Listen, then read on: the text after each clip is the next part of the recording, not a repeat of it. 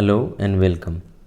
In this lecture, we will be discussing last week strategy for Airports Authority of India ATC and airport exam जो कि होने वाला है 25th and 26th of March 2021। ठीक है, यहाँ मैं बताता हूँ आपको जो मेरे एग्ज़ाम्स के डेट थे वो थे 29th and 30th of November 2018। जो आपके एग्ज़ाम के डेट हैं वो हैं 25th and 26th of March 2021।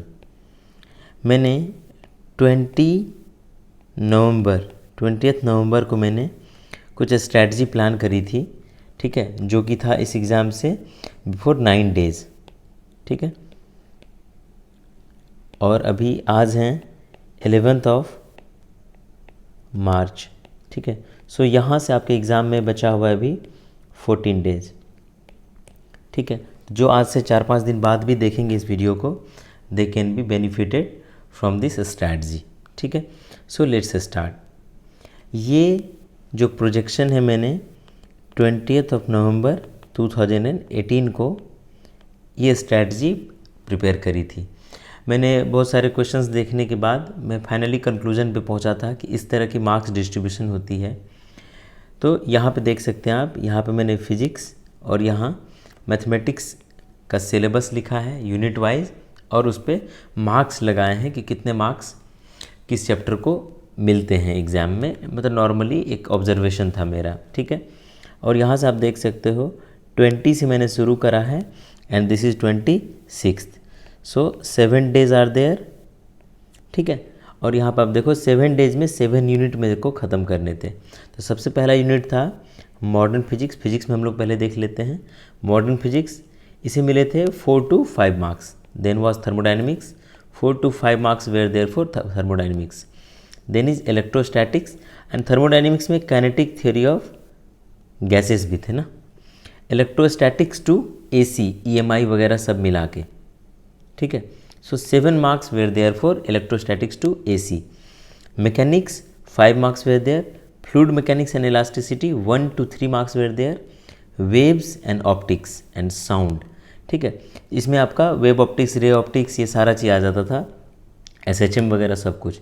6 to 7 marks were allotted for wave optics and sound. And the next topic was relativity and communication. इसमें आप सेमीकंडक्टर को भी ले सकते थे। So 2 marks were there for relativity and communication. So on every day, that is 20th, 21st, 22, 23, 24, 25th and 26, I completed 1 unit, that was modern physics, then thermodynamics, electrostatics, mechanics। ये आप अपने सहूलियत के हिसाब से कर सकते हो। मुझे जिस तरह से इजी लगा मैंने उस तरह से किया। आप चाहो तो सबसे पहले वेव कर सकते हो, देन मॉडर्न कर सकते हो, then electrostatics, then thermo, then fluid mechanics, then mechanics, then relativity. It depends upon you. ठीक है, यहाँ पे मैथ में देखोगे आप तो मैथ में सबसे पहले मैंने करा था कैलकुलस, और कैलकुलस पे अगर आप देखोगे तो 19 to 70 marks were there for calculus. This is coordinate geometry 0 to 2 marks, vector 3D 2 marks, complex 1 to 2 marks, probability, NMCT and linear programming 1 to 2 marks, matrix and determinant 3 marks, relation, function, series and trigonometry, linear algebra 0 to 3 marks. So this was the marks distribution as per me as I observe. जिस तरह से मुझे जो एक idea लगा, तो पर chapter इस तरह से मार्क्स डिस्ट्रीब्यूटेड थे, और मैंने टारगेट लिया कि 7 दिन में फिजिक्स के 7 यूनिट और मैथमेटिक्स के 7 यूनिट ख़त्म कर दूंगा। ठीक है, कैलकुलस में आपका सारा चीज़ आ जाता है, integral calculus, differential calculus, differentiation, application of derivative, application of integrals, ये सारी चीज़ें आ जाती है कैलकुलस में। वेक्टर कैलकुलस, ठीक है, यहाँ पे वेक्टर 3D हो गया, कॉम्प्लेक्स हो गया, कोऑर्डिनेट हो गया। देन यहाँ पे आपको सारा अलजेब्रा का जो पार्ट है इधर आ जाता है, देन फंक्शन, रिलेशन, ये सारा चीज़। तो मोटा मोटी आपको मैथमेटिक्स का यहाँ पे सारा चीज़ कवर हो गया, और फिजिक्स का यहाँ पे सारी यूनिट्स यहाँ पे कवर हो गई। ठीक है, यहाँ पे जैसे मैकेनिक्स लिखा है मैंने, तो मैकेनिक्स में ही यूनिट एंड डायमेंशन, काइनेमेटिक्स वगैरह वो मर्ज हो गया होगा। मैकेनिक्स कहने का मतलब है मेरा कि 11th में यूनिट एंड डायमेंशन से लेके रोटेशन तक और ग्रेविटेशन तक जितनी भी चीज़ें थी सारी मैकेनिक्स में आ गई। ठीक है। तो जो चैप्टर आपको यहाँ नहीं दिख रहे हैं वो ज़रूर किसी न किसी चैप्टर के साथ मर्ज हो गए होंगे, ठीक है। सो इस तरह से मैंने 7 दिन में 7 चैप्टर ख़त्म करे थे, तो आप भी इसको कर सकते हो। इसके लिए आपको रखना क्या है, आपको रखना है अपने पास में एक हैंडबुक, आपको रखना है अपने पास में आपके नोट्स, देन आपको रखना है आप जिस भी बुक से प्रैक्टिस कर रहे हो क्वेश्चंस के वो रखना है, और ज़्यादा नहीं, कुछ क्वेश्चंस बनाने हैं। अगर नोट्स में आपके क्वेश्चन बनाए हुए हैं तो जस्ट उसको आप रिवाइज़ कर लो। एंड देन जो सबसे इम्पॉर्टेंट है, आपको किसी भी टेस्ट सीरीज़ का रखना है आपको एक टेस्ट सीरीज मॉक देने के लिए, ठीक है। तो इतनी चीज़ें रिक्वायर्ड है। हैंडबुक होना चाहिए, हैंडबुक से आप क्विक रिवीजन कर सकते हो। देन नोट्स की कहीं अगर आपको समझ में नहीं आया तो आप नोट्स रेफ़र कर सकते हो। उस पर भी आप समझ में नहीं आया आपको तो आप इंटरनेट या यूट्यूब से उसको देख के उसका एक पर्टिकुलर छोटा सा एक नोट्स बना सकते हो। आपको टेस्ट सीरीज़ देना है और क्वेश्चन वहाँ से एनालाइज करने हैं। जो क्वेश्चन आपसे नहीं बन रहा है आपको उसको नोट डाउन करके उसको थोड़ा बढ़िया से समझ लेना है, ठीक है। और एक प्रैक्टिस के लिए एक बुक रखना है कि कोई अगर पर्टिकुलर चीज़ आपको थोड़ा सा परेशान कर रहा है तो आप उसको 2-4 क्वेश्चन उसके सॉल्व कर सकते हो। तो इसके लिए आपको एक जो प्रॉब्लम प्रैक्टिस के लिए कोई भी एक बुक रख लो, आप जो आपको इच्छा करे। बेस्ट होगा कि आपने 11th-12th में जो बुक पढ़ाई करी थी अगर आपको वो याद है, या अभी आपके पास जो भी करेंटली बुक अवेलेबल है, मैं समझता हूँ सबके पास कोई ना कोई एक बुक अवेलेबल होगा, that book you can use, ठीक है। So I am highlighting this part. So I think technical portion is clear. Next we are to enter non-tech. ठीक है, तो नॉन टेक में सबसे पहले यहाँ देखते हैं क्वांट में देखो आप percentage, compound interest, simple interest, pipe and system, distance, ये सारी चीज़ें हैं। देन ये मैंने लास्ट मोमेंट पे ख़त्म करा था, ठीक है, क्योंकि शुरू में मेरा ज्योमेट्री, ट्रिगोनोमेट्री, अलजेब्रा, ये सब नंबर सिस्टम, ये सब बड़ी चैप्टर्स हैं, तो इनको ख़त्म करने में मेरा सारा समय चला गया था, तो इनको रिवीजन करना था। तो रिवीजन इज़ अ मस्ट। तो नॉन टेक में स्पेशली रिवीजन प्लस रिवीजन से भी बड़ा है प्रैक्टिस, ठीक है, practice is must in non tech. इसके बाद यहाँ पे देखो आप अलजेब्रा है, उसके बाद टाइम एंड वर्क है, दिस इज़ प्रोग्रेशन, ठीक है। नेक्स्ट है आपका जीके में देखो मॉडर्न हिस्ट्री, मेडिवल, एंशिएंट, ये सिविक्स है, दैट इज़ पॉलिटी, ठीक है। मिसलेनियस में यहाँ देखो आप history, sports GK, geography, current affair. यहाँ पे अगर आप सही से देखोगे तो current affair is carrying 4 marks. मैंने बहुत लोगों को जो मैसेजेस वगैरह करके पूछते थे, मैंने बताया था उनको कि 4 मार्क्स के नियरली करेंट अफेयर पूछे जाते हैं। ज्योग्राफी से 2 मार्क्स है, बायो से 1 से 2 क्वेश्चन पूछ लिए जाते हैं।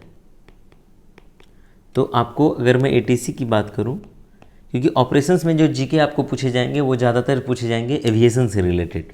यहाँ पे देख लो आप 4, 2, 6, 7, 8, 7 to 8 मार्क्स का आपको करेंट अफेयर, ज्योग्राफी और बायो पूछ लिया जाता है। बाकी जो बचे उससे आपको थोड़े बहुत कहीं मॉडर्न या मिडिवल, एंशिएंट, ये सब कुछ चीज़ें पूछ ली जाएंगी। अगर आपका जीके बहुत अच्छे से तैयार नहीं है तो आप 10 में से 10 अटैम्प्ट नहीं ले पाएंगे। नेक्स्ट है इंग्लिश में क्या है, रिवाइज होल ग्रामर आपने जितनी भी पढ़ाई करी है इसको प्रॉपर रिवाइज, और ये रिवीजन होगा किससे, प्रैक्टिस से, ठीक है। And next thing was vocab, one word substitution, ये सब जो है इसके लिए मैंने आपको बताया था आपको per day 20 vocab, 20 one word substitution, 20 phrases, इस तरह से आपको पर डे याद करने हैं। तो अगर आपने वो करा होगा तो मैं समझता हूँ कि जनवरी में भी आपने अगर शुरू कर दी होगी तो आपके पास नियरली 60 to 80 डेज टाइम रहा होगा, तो आपके पास नियरली 1500 to 2000 वर्ड स्टॉक हो चुके होंगे और आप इसमें किसी भी वोकैब का आंसर आराम से कर पाओगे। Next is reasoning. So reasoning में भी रिवीजन ज़रूरी है, एंड रीजनिंग में जो सबसे बड़ी चीज़ है वो है प्रैक्टिस। जितना ज़्यादा आप प्रैक्टिस करोगे आप उतने ज़्यादा फ्लुएंट होते जाओगे, और एग्ज़ाम में आपको समय भी बचाना बहुत ज़रूरी होता है।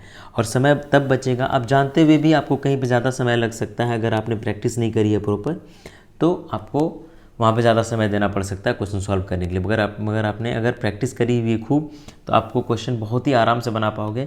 और एक फ़ायदा क्या होता है, अगर आपका क्वेश्चन बहुत ही एफर्टलेसली सॉल्व हो रहा है तो आपका कॉन्फिडेंस रेज होता चला जाता है और पेपर में आगे आप कहीं अटकते नहीं हो। अदरवाइज़ टाइम की दिक्कत होने लगती है तो आदमी हड़बड़ा जाता है, फिर उसके बाद एग्ज़ाम ख़राब हो जाता है। So I would suggest to practice as much as possible. ये टेक और नॉन टेक का बात हो गया। यहाँ मैं क्विकली आपको दिखा देता हूँ कि हाउ आई फॉलोड। ये देखिए आप 21/11/2018 21 नवंबर का है ये।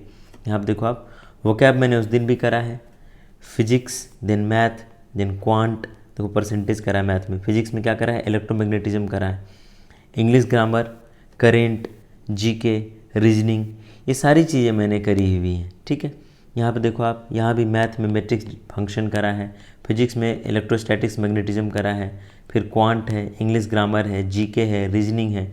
हर एक पे आप देखो कि जिस तरह से मैंने प्लान किया था, so I was following the plan. तो यहाँ मैंने 2 दिन का इसलिए दिखा दिया ताकि आपको लगे कि दिस प्लान इज़ फिजिबल। किसी को लग सकता है कि इतना बताने से क्या होगा, पढ़ तो नहीं पाएंगे, तो यहाँ पर आप देख सकते हो कि this is possible and this can be done, specially जब आपका एग्ज़ाम इस तरह से सर पे हो। तो नेक्स्ट इज़, ये एक पर्टिकुलर चीज़ मैंने सोचा कि बताऊँ, ये उन लोगों के लिए है जो ऑलरेडी कहीं पे जॉब कर रहे हैं, उनको हार्डली 4 to 5 आवर मिल पाता है पढ़ने के लिए। तो मैंने शुरू में भी ऐसे लोगों के लिए स्पेशली बताया था कि जो जॉब में वो किस तरह से टाइम मैनेज कर सकते हैं। उस बार मैंने खुद के लिए भी बताया था कि मैं कैसे मैनेज करता था। मैं जॉब में नहीं था, बट मैं किसी दूसरे चीज़ के लिए कोचिंग ले रहा था। ठीक है, जो कि ATC के कोचिंग से एकदम अलग था। ठीक है, तो यहाँ से देखें आप कि 4 to 5 आवर उन्होंने पढ़ाई करी होगी और उन्होंने उस वक्त अगर वीडियो देखा होगा, तो मैं समझ रहा हूँ कि सिलेबस जो है उनका या तो कंप्लीट हो गया होगा या फिर होने को होगा। अगर नहीं हुआ है तो अब हो भी नहीं पाएगा, अब जितना पे है उतना पे ही उन्हें रुकना पड़ेगा। क्विक कंप्लीसन के लिए कुछ कुछ मैं यहाँ पे बता दूंगा, बट एक चीज़ जो मैं स्ट्रांगली सजेस्ट करूँगा वो ये है कि 25 एंड 26 को एग्ज़ाम है, तो वो कोशिश करें अभी से कि उनको 7 डेज़ का लीव मिल जाए। अगर उन्होंने तैयारी मन से करी है, सो 7 डेज़ का लीव ले लीजिए। मैंने भी लास्ट के 7 to 8 डेज़ मैंने हर जगह जाना छोड़ दिया था। So 7 to 8 days they can try to get leave from office so that they can dedicate their whole time to their studies. ठीक है, अगर किसी की थोड़ी बहुत सिलेबस रह गई है तो they can make use of handbook. आप हैंडबुक से जो चैप्टर्स हैं उसके ओवरव्यू लीजिए, देन जो भी इम्पोर्टेंट फॉर्मूला हैं उनको करिए।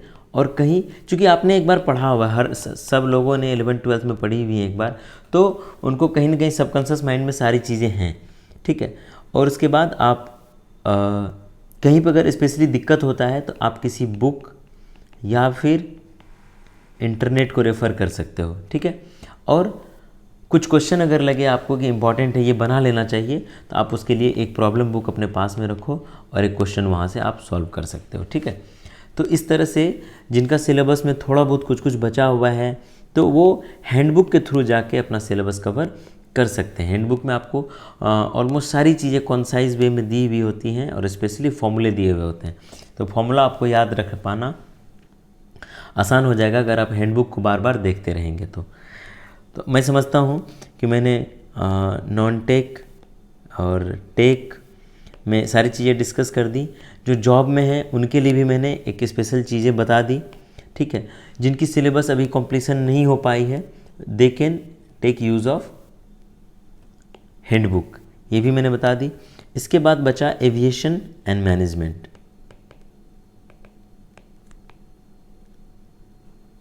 ठीक है, तो एविएशन एंड मैनेजमेंट में एक बुक मैंने ऑलरेडी शेयर कर दी है आप लोगों के साथ, तो वो बुक पढ़ के आप एविएशन और मैनेजमेंट का कर सकते हो प्रिपरेशन। मैनेजमेंट कंप्लीट थियोरी है और एविएशन थियोरी प्लस सब न्यूमेरिकल तो नहीं कह सकते, लेकिन कुछ चीज़ें ऐसी है जो देखने के बाद ज़्यादा अच्छी समझ में आती हैं, तो थोड़ा प्रैक्टिकल का चीज़ है। तो मैं कोशिश कर रहा हूँ, मैंने जो भी चीज़ें पढ़ाई है कि आपको एक्चुअल में दिखा के बताऊँ कि कहाँ पे क्या है। जैसे रनवे ही पढ़ाया, ठीक है, तो ये सब सारी चीज़ें तो अभी है। मैंने एविएशन की तैयारी, इन दोनों चीज़ों की तैयारी मैं बताऊँ आपको, मैंने 5 डेज़ में करी थी। तो इसके लिए ज़रा भी अगर कोई परेशान हो रहे हैं कि मेरा तो ये भी कंप्लीट नहीं है, तो उन्हें परेशान होने की ज़रूरत नहीं है। ठीक है, बहुत सारी चीज़ें मैंने एरोड्रोम की कर दी हैं, और एयरक्राफ्ट से रिलेटेड 1-2 वीडियो जल्दी ही आ जाएंगी, तो वहाँ पे एयरक्राफ्ट से रिलेटेड चीज़ें क्लियर हो जाएंगी। और आप ये भी बुक एक बार रेफ़र कर सकते हो, सुना है कि अच्छी बुक है ये। मैंने खुद तो नहीं पढ़ा क्योंकि उस वक्त ये बुक नहीं थी, but many are appreciating this book, so I did share this book with you all. इसका बुक का जो है टेलीग्राम चैनल पे शेयर किया हुआ है, आप वहाँ से जाके इसको देख सकते हो। तो मैं समझता हूँ कि मैंने सारी चीज़ें इसमें बता दी हैं। फिर भी अगर आपको लगता है कि कुछ चीज़ें छूट गई है, you can write in the comment box, I will try to cover in the next video. और आई विल, अगर ये छोटा चीज़ होगा तो मैं जस्ट टेलीग्राम ग्रुप में उसका जो भी सॉल्यूशन होगा, I will just right that only. ठीक है, so thank you and stay connected.